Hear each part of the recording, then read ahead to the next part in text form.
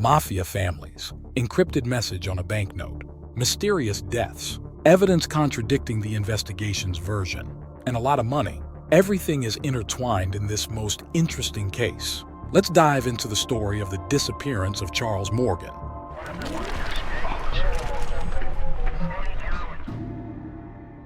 Little is known about the life of Charles Morgan.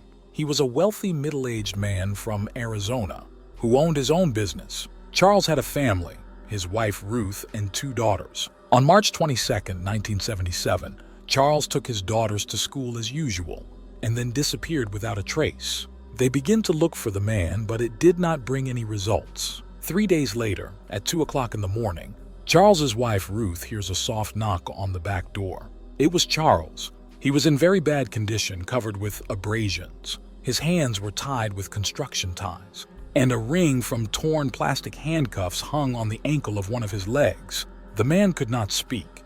He asked his wife for paper and wrote on the sheet that he had been kidnapped and tortured all this time.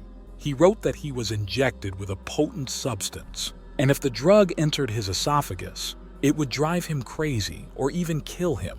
Charles also wrote that Rude should under no circumstances report what happened to the police or call doctors, as this could threaten the lives of the entire family. Charles also insisted that his wife move his car in front of the house to another place, so that his kidnappers would not realize that he had returned home. A week later, when Charles finally spoke, he began making shocking confessions. According to him, he has been working as a secret agent for the government for quite a long time, about 3 years, helping to fight organized crime in the state. There was no doubt that the man had been kidnapped and held somewhere against his will. However, such statements regarding his double life and helping the government work to catch criminals raised doubts about his mental state. After the kidnapping, Charles's paranoia only intensified. He started wearing body armor all the time. He was no less worried about his daughters. He drove and picked them up from school in his car every day. He told the school security service that only he could pick up girls from classes. 2 months after his disappearance, Charles disappears again. Shortly before the second disappearance, the man had a conversation with his father, whom he warned that in case something happened to him in the near future, he had left a letter with information about those people who may be responsible for the disappearance or death of Charles himself. By the way, no one will ever find this letter. On the 9th day after Charles disappeared, a stranger called his home and told Ruth the following: "Charles is fine." Ecclesiastes 12:1-8. This is a reference to a Bible passage which reads, in part, "Men are afraid of a high place and of terrors on the road. Remember him before the silver cord is broken and the golden bowl is crushed. Then the dust will return to the earth as it was, and the spirit will return to God who gave it." 2 days after the stranger's call, on the 11th day of Charles's disappearance, his body will be found in the desert. He was still wearing a bulletproof vest, which, unfortunately, did not save his owner. The man was shot in the back of the head. It was determined that the shot was fired from a .375 Magnum pistol. The weapon lay near the body. In the car, they will find several notes written in Charles's handwriting, which detail how to get to the place in the desert where the body was found. Sunglasses that did not belong to the man were also found at the scene of the tragedy. Another surprising piece of evidence that leaves many questions was found. Pinned to the elastic band of the man's underwear was a $2 bill, the rarest in U.S. currency. It had 7 Spanish names written on it in alphabetical order from A to G, and the inscription Ecclesiastes 12 that is already well known to us. It was made in the area of the banknote serial number. The inscription exactly corresponded to the phrase that the stranger who called Charles's wife said on the phone. The back of the bill features an image of the signing of the United States Declaration of Independence. Someone numbered everyone in this image from 1 to 7. There was also a schematic map drawn there. It depicted several roads leading from Charles's hometown of Tucson to the Mexican border. The map also marked 2 cities, Robles Junction and El Sasab, which were famous for drug trafficking and smuggling.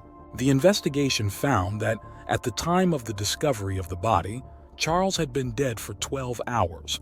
This begs the question, where was he for 10 days? No fingerprints were found anywhere at the scene of the tragedy. Later, it became known that a certain woman called the police, introducing herself as Green-Eyed. She confirmed that it was she who called Charles's wife a few days earlier. She said that she met a man on the day of his death at the hotel. He showed her a briefcase full of cash and told her that he wanted to ransom his life from some gang. It was not possible to find any more information about this witness.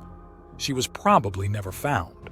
The police's conclusion in this case looks very strange. They called this case a suicide. This version was refuted by traces of gunpowder. Gunpowder was only found on the man's left hand, even though he was right-handed.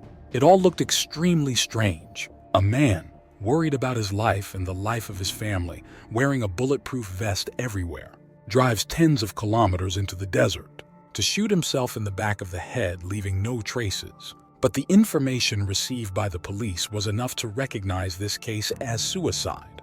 3 weeks after Charles was found in the desert, the FBI raided his family's home.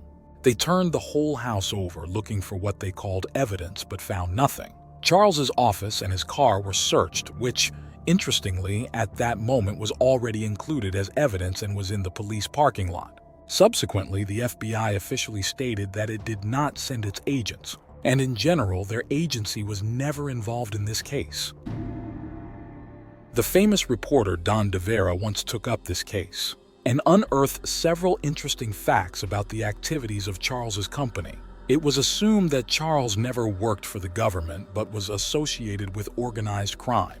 At that time, in the 70s, the city of Tucson was a favorite place for various mafiosi due to contradictory state laws that allowed large sums of money to be laundered using loopholes in the interpretation of the laws. At that time in Arizona, it was possible to purchase land anonymously, which became a very attractive way to legalize income. It became known that Charles's company was involved in the preparation of documents for the purchase and sale of land in such transactions. Charles was involved in preparing purchase and sale documents through his company for at least one mafia family.